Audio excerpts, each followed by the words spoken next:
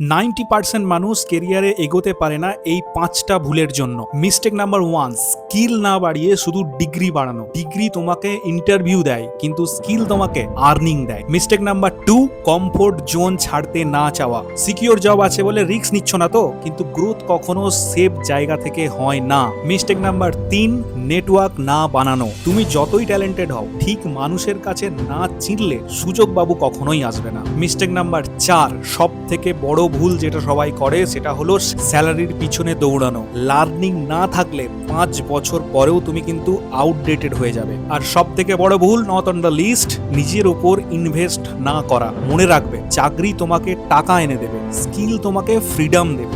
তাহলে আজ থেকে একটা স্কিল আপগ্রেড প্ল্যান শুরু করো। 6 মাস পরে তুমি আমাকে বলবে এবং আমাকে থ্যাংক ইউ দেবে। আর আমাদের এই ভিডিওগুলো ভালো লেগে থাকলে অবশ্যই চ্যানেলটিকে সাবস্ক্রাইব করে পাশে থাকবে।